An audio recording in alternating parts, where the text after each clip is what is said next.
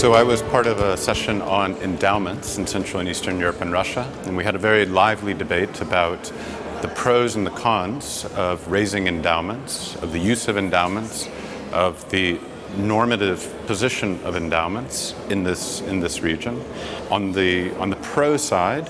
was the argument that having organizations that have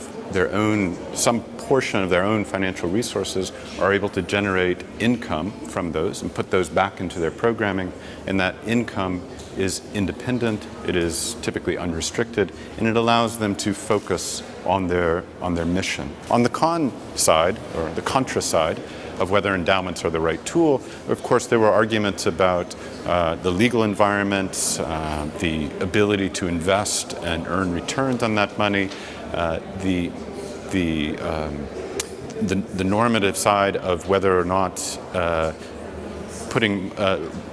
people of high net worth with questionable income or questionable wealth should be allowed to park that money in an endowment and in a sense cleanse it and perhaps use it for alternative purposes.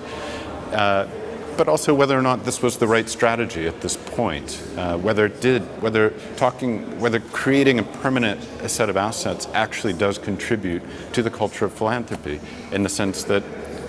if I have significant wealth and I give that to an organization, is that inspiring at all for other average people in the community? And I think it was a very nuanced debate, and I think a very good one, with no clear answer, except that in the end we all agreed that the next frontier for civil society organizations in this region is